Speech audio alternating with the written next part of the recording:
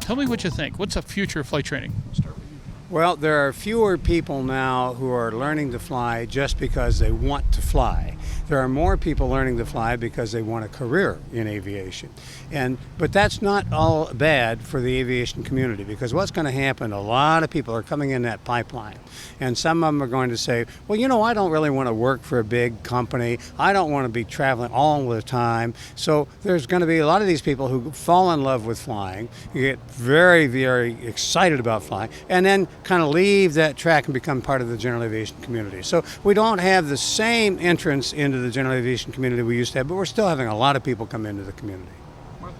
I think that the whole drone surge is going to have a positive impact on the general aviation community, because we know anecdotally of a number of people who started in aviation, because drones are part of our aviation sphere, with drones, and then went into commercial drones, and in the process got much more acquainted with airports and airport environments and aircraft, and they had to study the airspace and the weather and so on to get their Part 107 remote pilot certificates, and in the process just fell in love with airplanes, period, in all forms of aviation, and have gone on and gotten their private pilot certificates and are working on higher certificates.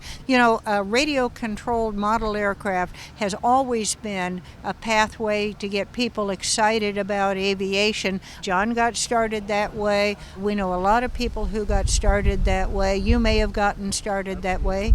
And this is a much more expansive way to pull people in. One of the issues in flight training is, how do you get people through the doors? What does it take to get somebody to go down to the local Joe Podunk Flight School and take the initial ride, plunk down a bucket of bucks, and learn to fly? What do you think are going to be the changes necessary to be able to attract more people to the flight schools? What do you envision will make flight training a more successful enterprise? Well, first of all, we have a situation now that we haven't seen in a long, long time.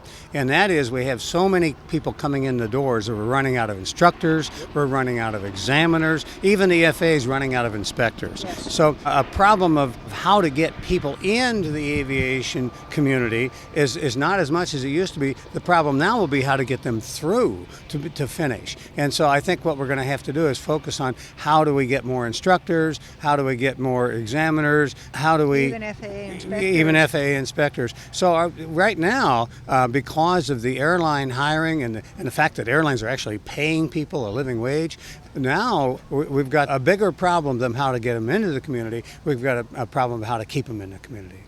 But I think one of the big things on getting them through and getting them certificated, one of them is motivation. It's always been, which is a bigger problem for the I just want to fly pilot than the one who wants it for a career. Those people have a goal in mind that's very motivating to keep them going. But I think a major issue is going to be somehow convincing flight schools and instructors that you can't just go up with a student and as you walk out to the airplane say, what did you do yesterday? Okay, so we'll do so-and-so today.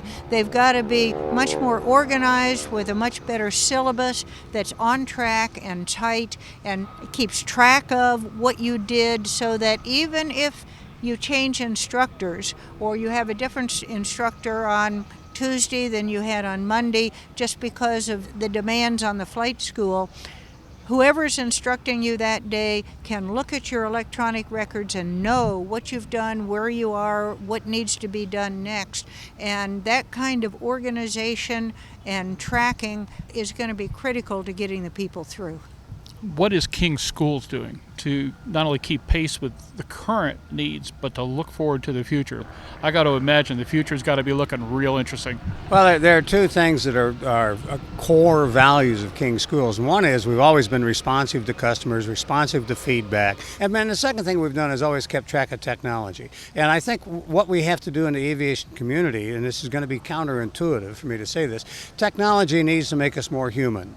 But technology needs to bring out the best of us and make it easy to learn. And what we do is our philosophy is take relatively complicated material, clarify it, simplify it, and make it fun. And we want to make aviation accessible, and technology is allowing us to make aviation more accessible. Something else we're doing is at the beginning of the year, we worked out an arrangement with Cessna where the Cessna flight training system is now available not just to Cessna pilot centers, but to any flight school who wants to buy it, Part 61, Part 141, colleges, universities, high schools. As I say, individual instructors, the kind of structured syllabus and tracking mechanism that will help them get their students through and stay organized. That program of working with non-CPC flight schools has been very good, very productive. We're very pleased with how it's going, and I think that's going to help make a big difference in the retention of pilots in aviation and getting them through to the airlines.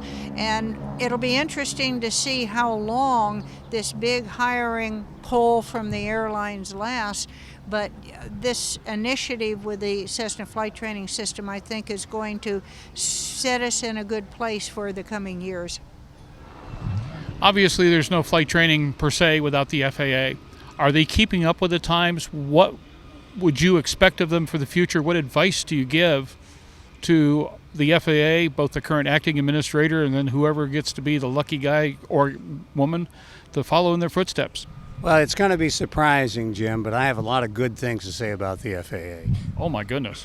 I knew you would be surprised. And what they've done, the Flight Standards Division of the FAA regulates learning to fly, things of that sort. And they've established what I would say are four key values, core values. And one of them is to create a just culture. And another one is to help people, when they get to a hurdle, get over that hurdle to yes. Another one is to do risk-based decision-making so they don't make stupid rules. They've got to mitigate some risk with the rule. And the fourth one is to treat people as individuals. And they have been working on that. We see it now in the new compliance philosophy that says, well, if Harrison Ford lands on a taxiway, he's probably not going to ever do that again. And so we don't need to punish him. We just need to make sure he understands why he did it and why he's not going to do it again and how he can avoid it. But we don't need to punish him. And that's what the compliance philosophy is all about. So the FAA is doing a lot of things. They're making it easier for Part 23 aircraft to be certificated. They're doing a lot of things to help the aviation community, and they're trying very hard to do that.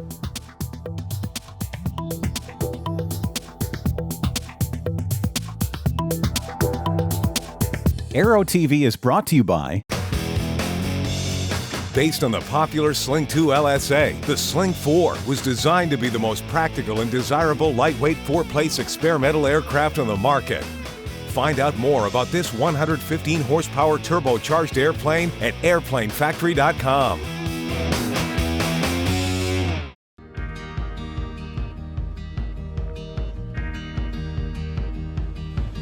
Today is a new dawn. With a new name. Un nuevo logotipo. A new factory. Und einen globalen Kundenfokus. We are Continental Aerospace Technologies, and we stand behind you.